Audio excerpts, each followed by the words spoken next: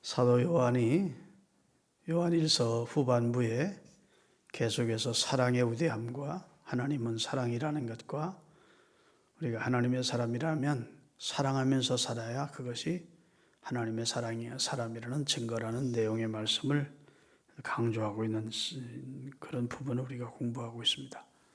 특별히 오늘 11절 말씀은 아주 명쾌합니다. 사랑하는 자들아, 하나님이 이같이 우리를 사랑하셨은즉 우리도 서로 사랑하는 것이 어떻게 하다고요? 마땅하대, 당연하대. 하나님의 사랑을 안다면, 하나님이 나를 얼마나 엄청난 사랑으로 나를 받아주셨고 용서하셨고 지금도 사랑하고 계신다는 사실을 안다면, 그러면 사랑하며 사는 게 마땅하다는 겁니다. 그 사랑 받아놓고 어떻게 미워하며 살 수 있고 불평하며 살 수 있고 낙심하며 살 수 있느냐는 겁니다. 1만 달란트의 은혜를 힘입은 하나님의 백성이 어떻게 주변에 있는 작은 사소한 문제 가지고 미워하고 정죄하고 원망하고 다투고 그럴 수 없다는 겁니다.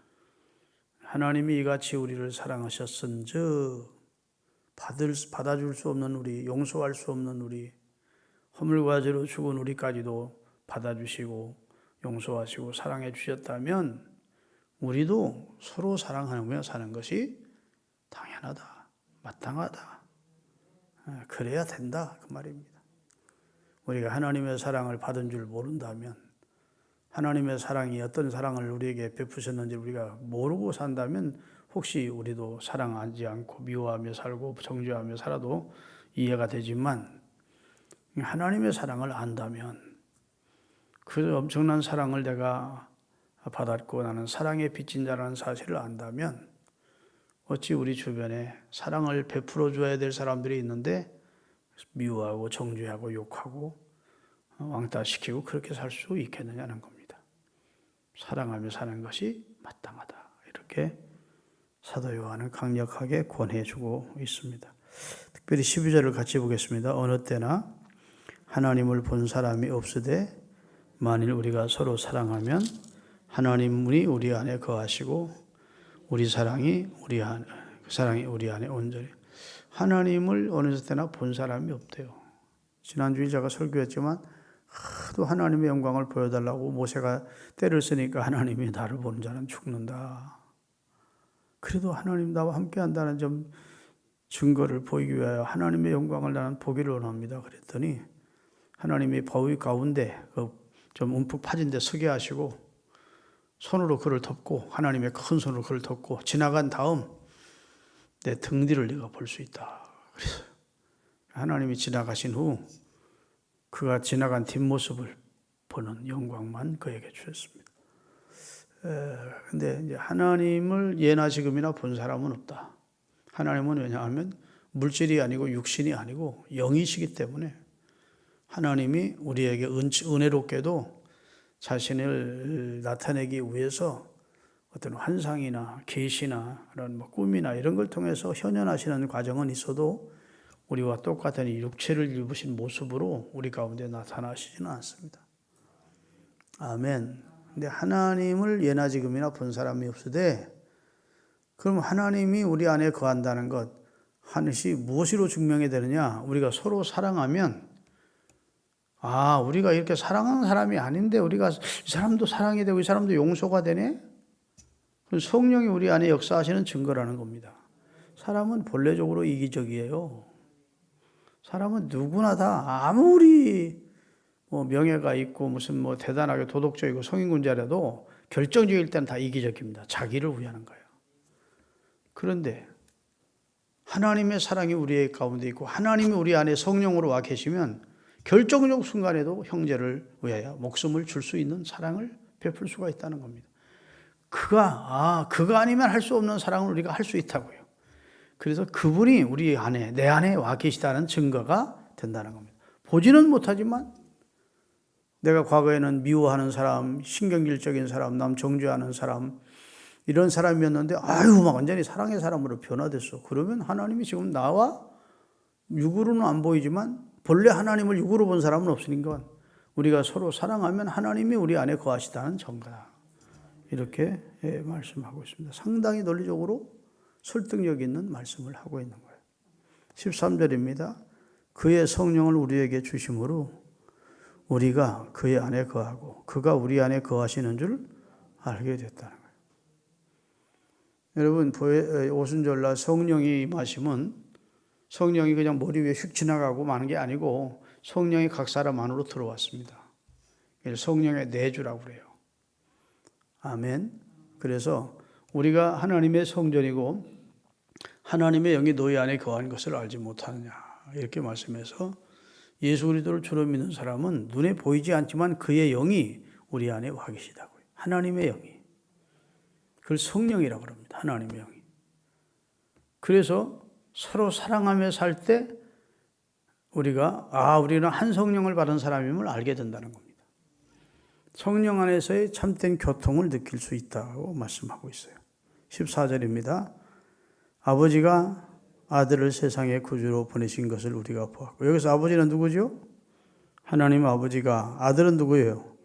예수 그리스도를 이 세상의 구주로 보내신 것을 우리가 보았고, 그 당시 사도 이 말씀을 기록하건 요한은 예수님을 직접 본 사람이니까 예수님의 제자에 보았고, 또 이제는 그 예수님을 하나님의 아들이라고 증언하는 노니 누구든지 예수를 하나님의 아들이라고 시인하면 하나님이 그의 안에 계시다는 증거다. 그 사람 안에 하나님도 거하시다. 그 사람이 하나님 안에 거하고 하나님도 그 사람 속에 거한다. 요한계시록 3장에 보면 내가 문 밖에서 내 문을 두드린다. 네가 마음을 열면, 네가 문을 열면 내가 네게로 들어간다. 그리고 너는 나로 더불어 먹고 나는 너로 더불어 먹는다. 너와 내가 하나가 되는 역사가 나타나. 뭐 어떻게 하면? 네가 문을 열면, 네가 나를 구주로 영접하면, 성령을 영접하면 너와 나는 별개가 아니고 하나가 되는 역사, 연합된 역사가 나타나. 그렇게 했는데 오늘 본문도 그런 내용과 같습니다. 하나님의 아들이라고 시인하면 하나님이 그의 안에 거하신 증거고, 또 하나님도 그 안에 거하고 내 안에 하나님이 거하신다는 증거라는 거예요. 나는 하나님 안에, 하나님은 내 안에. 이렇게 포도나무에 줄기가 붙듯이 우리가 하나 되는, 하나님과 연합되는 관계가 이루어지는 것은 하나님의 영을 우리 안에 받아들여서 하나님이 내 안에, 내가 하나님 안에 거하는 사람이 되면, 이런 사람은 하나님을 받아들였기 때문에, 하나님의 본질이 사랑인데 하나님을 받아들인 사람이기 때문에 사랑이 저절로 사랑의 사람으로 바뀌어진다는 겁니다. 그래서 진짜 성령 받은 사람은 사랑할 수 있습니다. 과거에 그렇게 용서 안 되는 사람도 이제는 용서가 절로 되는 겁니다. 내 눈에 흙이 들어가기 전에는 절대 용서 못해. 그런 사람도 성령 충만 받고 나면 용서하는 마음이 생기는 거예요. 그 사람이 긍휼히 여기는 마음이 생기는 거예요. 할렐루야. 성령이 하시는 일입니다. 교회 부흥도 성령이 시켜줘야 부흥되지. 목사 아무리 설교 잘해도 하나님의 영이 역사하자면 허공치고 마는 거예요. 근데 사람의 영을 거듭나게 하고 회개시키고 부흥시켜 하는 것은 하나님의 영이 하는 거예요. 그래 주여 주의 이름 주님은 이제 하나님의 영으로 이 수년 내의 교회를 부흥케 하옵소서. 하박국이 말한 대로 주의 영이 역사하면 교회도 부흥되는 겁니다. 교회가 부흥됐으면 목사가 껍적거리고 교만 떨면 돼요, 안 돼요? 마치 자기가 교회를 부흥시킨 양 그러고 함부로 행동하고 교만하다가 그냥 교회에서 시험당하고 막 교회는 분열돼 버리고 그런 아픔을 겪는 사람도 있어요. 착각하는 거기 때문입니다. 교회가 부흥됐으면 하나님이 내게 은혜를 많이 주시는구나. 성령이 역사해 주시는구나. 성령님 감사합니다. 하나님 감사합니다. 그래야지 마치 자기가 그런 일을 이뤄낸 것처럼 한시라도 착각하면 하나님이 그 사람을 기뻐하지 않는 거예요. 우리 모두 기건 교회 붕뿐 아니라 여러분의 삶도 마찬가지입니다. 여러분이 어떤 성공적인 삶의 결과를 이뤄냈어요. 그러면 이제 내가 한 거야 이러면 하나님이 기뻐하지 않으세요. 하나님이 내 삶에, 내 직장에, 내 생업에 은혜를 주신 거다. 이렇게 성령의 도우심을 인정하며 살 때 하나님은 우리가 그것에 감사하면 영광을 받으셔도 좋고, 우리는 하나님의 은혜인 줄 알아서 감사하니까 좋고, 그런데 그걸 혼자 다 영광을 취하고 마치 자기가 다 그걸 이룬 양 그렇게 교만 떨면 하나님이 얼마 있다 훅 풀어버리면 아무리 많이 모았던 재산도 한 번에 날아가는 걸 봅니다. 인류 역사가 그걸 다 우리에게 교훈해 주잖아요. 그렇게 떵떵거리는 사람도 권력의 자리에서 밀려나고, 한때 잘 나가던 돈 많던 사람도 훅 불어버리니까 다 거지의 것처럼 돼버리고 감옥 들어가 앉아있고. 하나님이 주권자세요. 그러니까 평생 살면서 이것만 깨달아도 아주 높은 영적 세계를 깨닫는 겁니다. 믿습니까? 16절입니다. 하나님이 우리를 사랑하신 사랑을 우리가 알고 믿었노니 하나님은 사랑이시라. 사랑 안에 거하는 자는 하나님 안에 거하는 것이고 하나님도 그 안에 거하시느니라. 하나님은 한마디로 말하면 하나님은 하나님의 본질이 사랑이라요. 하나님은 사랑을 빼놓으면 껍데기밖에 없으신 본질이 사라진 분이라는 거예요. 하나님은 본질이 사랑이래요. 사랑하시기에 세상을 창조하시고 마지막 날 우리 인생을 지어주었습니다. 우리 인생이 살아가기에 조금 더 부족하면 여건을 다 만들어 주신 다음 우리 인생을 창조하시고 영혼을 불어넣어 주시고 다스리고 관리하도록 축복해 주시고. 믿습니까? 하나님 떠난 우리를 그냥 버리지 않고 또 찾아와서 짐승을 하나 죽여 가죽 옷을 입혀 그들의 부끄러운 치부를 가리워 주시고 나중에 우리 인류가 범한 죄를 하나님의 아들인 예수를 죽여서 우리의 부끄러운 과거를 다 씻어주시고 이렇게 우리를 사랑하셨다고요. 하나님의 사랑이 우리에게 부음받은 것입니다. 그래서 사랑하며 사는 사람은 하나님 안에 거하는 사람이고 사랑 안에 사는 사람이 하나님이 그 안에 거하고 그 사람도 하나님 안에 거한다는 증거다. 상당히 강조를 많이 합니다. 사랑에 대해서, 사랑의 삶에 대해서. 그래서 따라합시다. 사랑하며 살아야 예수님의 제자다. 아멘. 하나님처럼 사랑하기를 배워가는 예수님의 제자로 살아가셔야 됩니다. 17절입니다. 이로써 사랑이 우리에게 온전히 이루어진 것은 우리 심판날에 담대함을 가지게 하려 함이니 주께서 그러하신 것 같이 우리도 이 세상에서 그러하리라. 사랑하며 살아야 하나님 앞에 심판대 설 때도 부끄러움 없이 설 수 있다는 겁니다. 누구 미워하고 살고 정죄하고 살고 원수 맺고 살다가 하나님 앞에 서면 얼마나 부끄러우냐는 겁니다. 이 세상에서 다 풀고 가야 돼요. 풀고 갈 뿐 아니라 사람 용서하고 사랑의 관계까지 맺어놓고 가야 담대하게 하나님 앞에 설 수 있다는 거예요. 제가 언젠가 말씀드렸던가요? 우리 강다리 목사님이라고 한 시대 아주 굉장한 우리나라 부흥사로 활동했던 목사님이 있어요. 순결교 목사님인데 그 목사님이 부흥회를 하고 왔는데 자기 교회 노인 권사님이 돌아가신 게 생겼다고 그래서 이제 가져갔대. 임종 예배를 드리려고 갔대요. 그런데 얼마나 막 고통에 막 속에서 막 그 신음만 하시고 막 아파하시면서 고통스러워하시면서 운명을 안 하시는 거예요. 근데 권사님이 죽는 모습이 아니더래요. 천국 가는 모습이 아니더래요. 그래서 서너 시간을 기다려서 돌아가셔야 되는데 찬송도 불러드리고 하는데 막 악담도 하고 그 무의식 중에 그냥 고통당하고 막 부들부들 떨고 막 이렇게 돌아가신 분 지옥 가는데 싶더래요. 정신이 들어왔다 나갔다 하는 거예요. 그래서 정신이 들어왔을 때 목사님을 알아보더래요. 그래서 강다리 목사님이 권사님 이렇게 돌아가시면 지옥 가겠네. 권사님 속에는 예수님이 없어요. 성령이 안 계시네. 왜 그렇게 두려워하세요? 누구가 풀지 못한 것이 있어서 그러세요. 이렇게 해서는 하나님 앞에 못 서요. 평생 예수 믿어서 권사됐는데 돌아가시고 지옥 가면 되겠습니까? 목사님 제가 뭐라고 하던가요? 계속 악담만 하시더라고요. 저주하시고 무의식 중에 헛소리하면서 그래요. 눈물을 줄줄 옆으로 흘러내시더라고요. 내 며느리 좀 불러주세요. 며느리하고 원수 맺고 사니까 10년이 며느리는 교회 집사하고 같은 교회 하기는 거의 권사인데 며느리하고 어떻게 며느리도 시어머니 미워하고 시어머니도 며느리 미워하고 그렇게 살았대. 근데 며느리가 오니까 얘야 날 용서해라. 너 미워하고 살았는데 하나님의 딸답게 살지 못했는데 그냥 힘없는 목소리로 그러면서 눈물을 줄줄 흘리면서 너 우리 집 시집 와서 고생했는데 내가 이뻐하는 손주들 놔주었는데 내가 왜 그랬는지 모르겠다 하니까 또 며느리는 며느리대로 시어머니하고 맺혔던 것이 풀어지니까 어머니 제가 잘못했지요. 그러고 그냥 둘이 부득이 안고 그냥 눈물 흘리면서 어머니 제가 잘못했어요.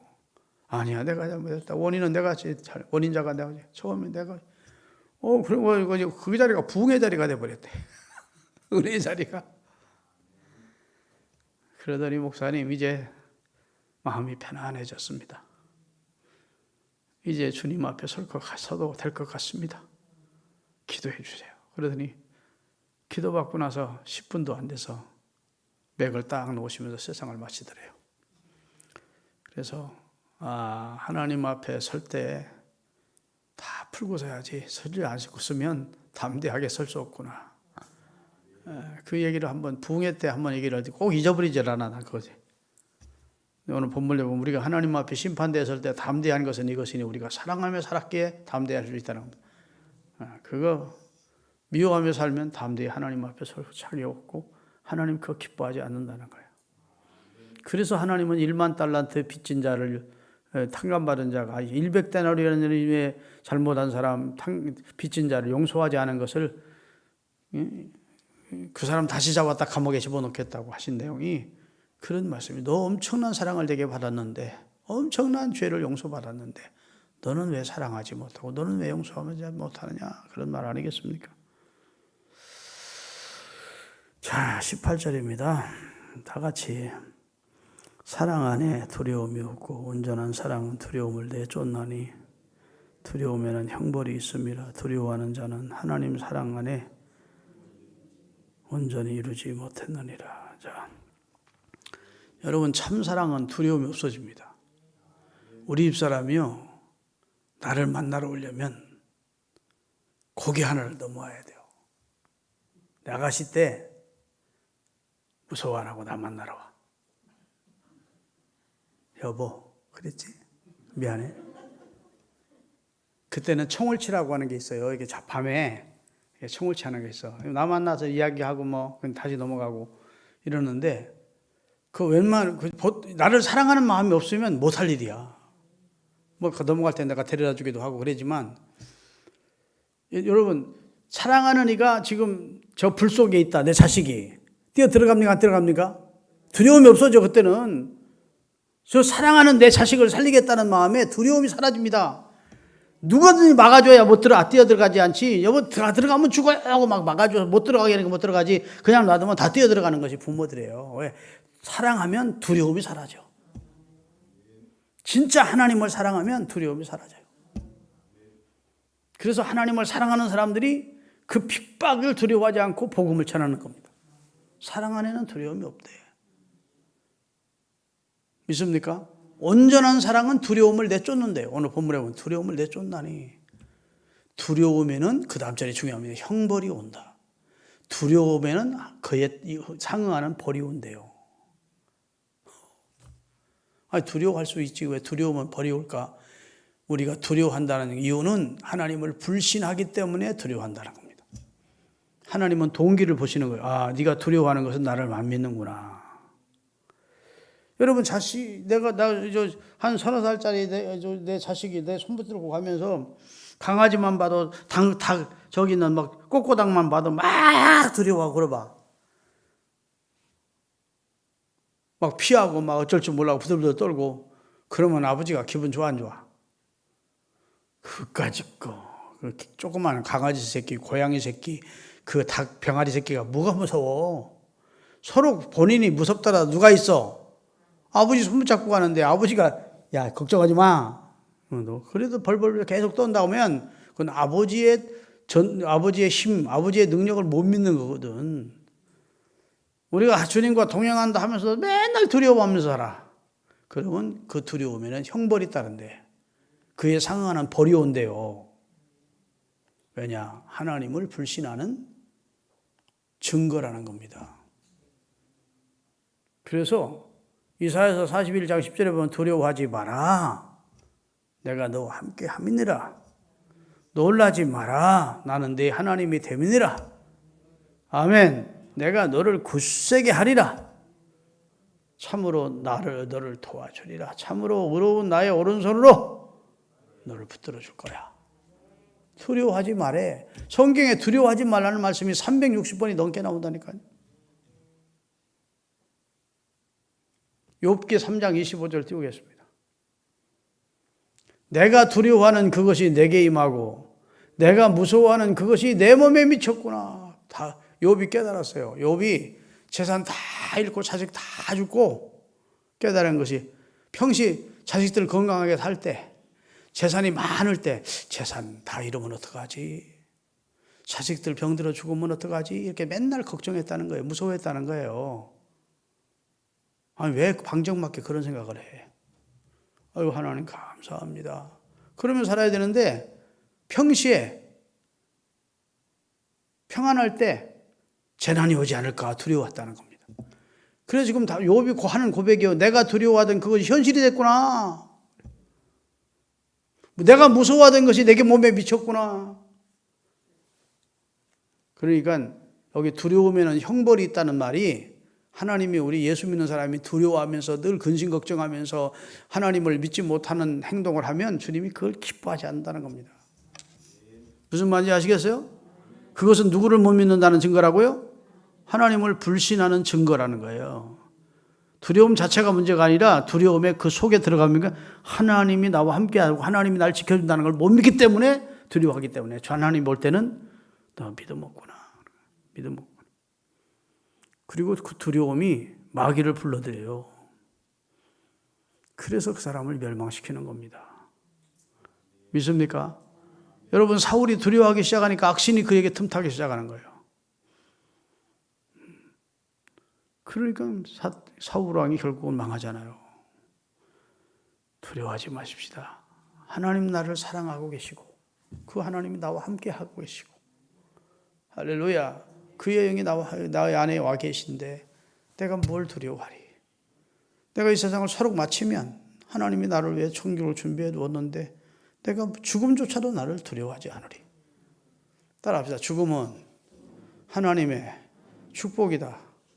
요즘 유튜브에 보니까요, 죽음은 하나님이 신이 준 축복이래. 그게 무슨 내용인가 하고 좀 들어봤어요. 그랬더니 사람 이 세상에 무슨 낙으로 영원히 살겠느냐.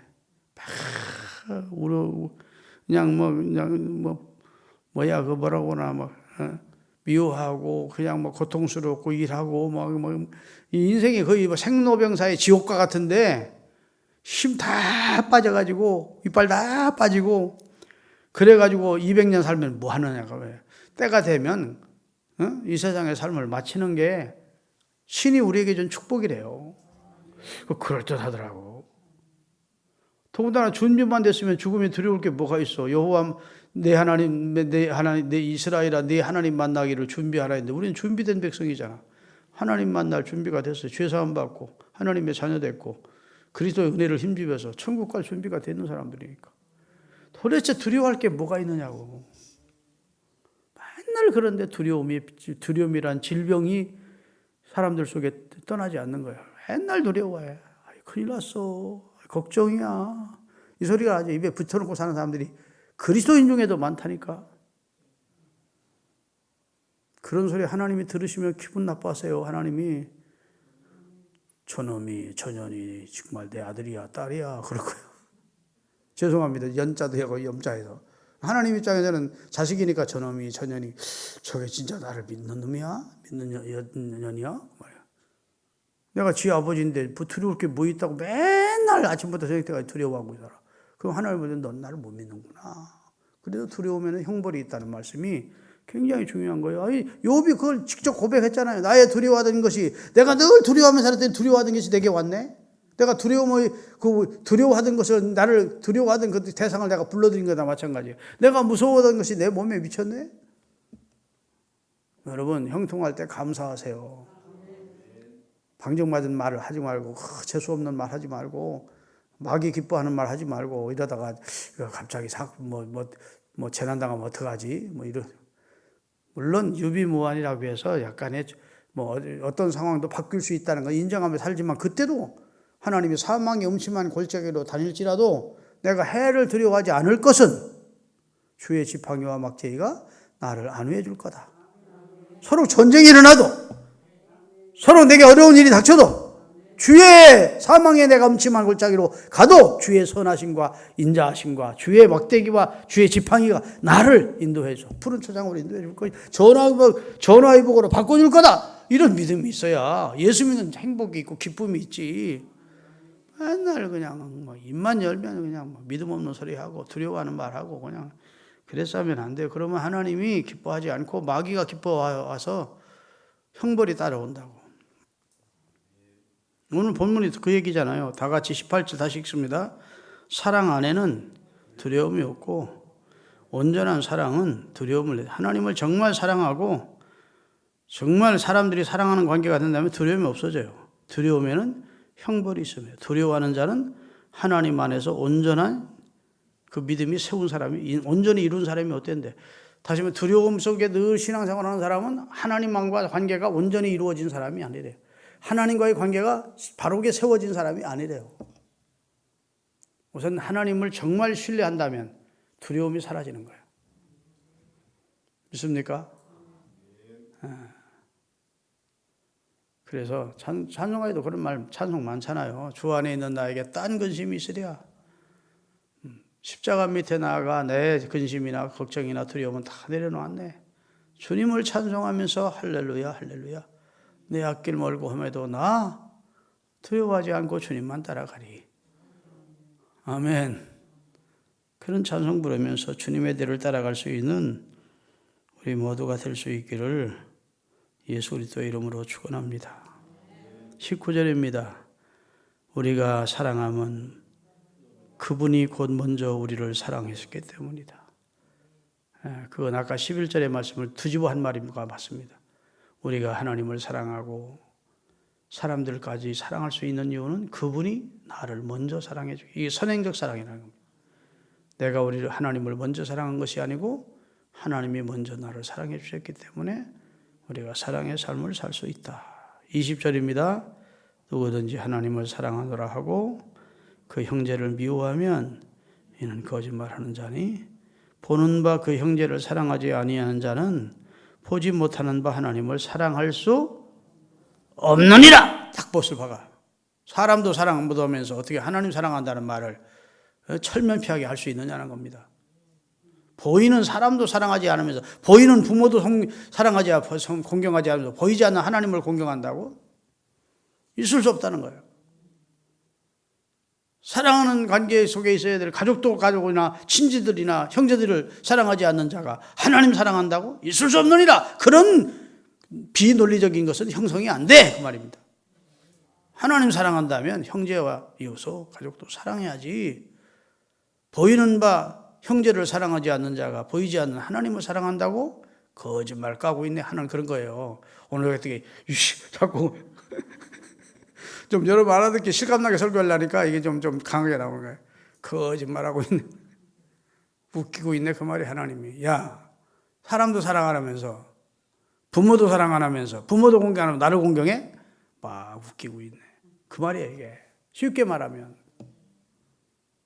한 성자에게 제자가 와서 물었습니다. 선생님, 사람이 새로워졌다는 게 무엇입니까? 사람이 새로워졌다는 뜻이 무엇입니까? 그랬더니 그 성자가 사람이 새로워졌다는 것은 아침에 일어나서 사람들을 볼 때 모두 다 사랑의 사람으로 보인다. 내가 사랑할 대상으로 보인다면 그 사람은 새롭게 된 사람일세. 아멘. 그 사람이 새로워졌다는 것은 그전에는 미워하던 사람, 그전에는 경쟁의 대상으로 봤던 미움의 대상으로 봤던 사람들이 은혜 받고 나니까 사람이 새로워졌어. 그러면 모든 사람이 사랑의 대상으로 보이는 거예요. 그러면 그 사람이 중생했다는 증거고, 그다음에 하나님의 사람이 됐다는 증거라는 거예요. 사람이 새로워졌다는 것은 모든 사람이 사랑의 대상으로 보이면 그 사람은 새로워진 것일세 그랬대. 진짜 그 성자 뭔가 아는 사람 같아. 여러분 사랑하며 사십시다.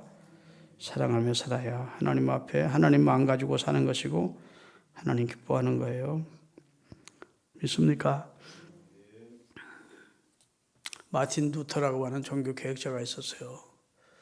그분이 대학교 교수로 있을 때 대학교 강의 연구실에서 성경책을 읽고 있었대요. 그런데 시편 22편 1절을 읽으면서 다윗이 하나님 앞에 외친 내용을 읽게 됐습니다. 시편 22편 1절 띄워주세요. 나의 하나님이여 내 하나님이여 어찌하여 나를 버리셨나이까. 어찌 나를 멀리하며 돕지 아니하시오며 내 신음소리를 듣지 아니하십니까. 그때 마틴 루터도 너무너무 어려운 상황 속에 있어서 다윗의 마음이 자기 마음과 똑같더래. 하나님 어찌 나를 버리시고 였습니까? 어찌 나를 도와주지 않습니까? 다윗이 그 어려운 상황에서 하나님을 향하여 왜 나를 도와주지 않느냐고, 왜 나를 돕지 않느냐고, 왜 나를 버리셨느냐고 외친 그 다윗의 마음과 자기 마음이 똑같더래. 어찌 성경에도 이런 말씀이 있네. 내 마음하고 똑같네. 그랬는데 언뜻 생각이 드니까 예수님이 십자가에서 나의 하나님 나의 어찌하여 나를 버리셨나이까 엘리 엘리 라마 사박다니고 외쳤더래.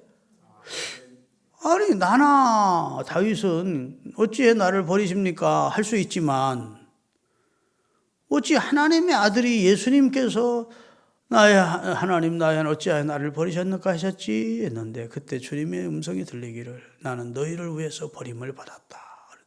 무슨 예수님이 죄 때문에 버림을 당하거나 고난을 당하는 게 아니라 나는 너희를 위해 버림을 받았다. 아버지로부터 버림을 당하는. 그리고 십자가에서 우리 죄를 져주신. 그래서 하나님의 아들 예수 그리스도의 버림당하심을 통해서 그날 큰 은혜를 경험하느라고 마틴 루터의 저서에 기록되어 있어요. 그분은 버림을 받지 않으셔도 되는 분인데 그분은 천국의 영광 중에만 계셔도 되는 분인데 친구를 위하여 우리 자기 생명을 버려주시려고 이 세상에 오셨어요. 섬김을 받으러 오신 것이 아니고 도리어 섬겨하고 자기 목숨을 많은 사람의 대속물로 주기 위해서 하나님에게조차 버림을 당하는 그런 아픔을 겪으시면서 우리를 구원해 주셨더래요. 할렐루야. 그런 하나님의 사랑을 경험한 사람들은 그 사랑과 하나님과 자기가 끊을 수 없다는 걸 아는 거예요. 하나님의 사랑은요, 아낌없이 주는 사랑입니다. 끝없이 용서하는 사랑입니다. 할렐루야. 절대로 포기하지 않는 사랑이에요, 하나님은. 그 사랑을 경험한 사람들은 하나님과 자기의 관계는 끊을 수 없다고 또 바울은 고백을 해요. 로마서 8장 35절부터 39절까지 천천히 한번 같이 읽고 말씀 마감하겠습니다. 누가 우리를 그리스도의 사랑에서 끊으리요? 환난이 끊을 수 있냐? 곤고가, 박해가, 기근이, 적신이, 위험이, 칼이 못 끊어. 그 말이에요. 그 다음에 36절 기록된 바 우리가 종일 주를 위하여 죽임을 당하게 되며 도살할 양같이 여김을 받았다 함과 같다. 우리가 예수님 때문에 예수 종관하면서 엄청난 핍박을 받아서 마치 도살장에 끌려가는 양처럼 핍박을 당해도 우리는 하나님의 사랑에서 우리가 끊어지지 않는다는 거예요. 기록된 바 37절 그러나 이 모든 일에 우리를 사랑하시는 이로 말미암아 우리가 넉넉히 이기느니라. 38절 내가 확신하노니 사망이나 생명이나 천사들이나 권세자들이나 현재이나 장래일이나 능력이나 높음이나 깊음이나 다른 어떤 피조물이라도 우리를 우리 주 예수 그리스도 안에 있는 하나님의 사랑에서 끊을 수 있으리라? 없으리라. 하나님의 사랑은 아낌없이 주는 사랑이고 끝없이 용서하는 사랑이고 그리고 포기하지 않는 사랑을 가지신 분이 하나님이라 여러분과 저를 구원하신 거예요.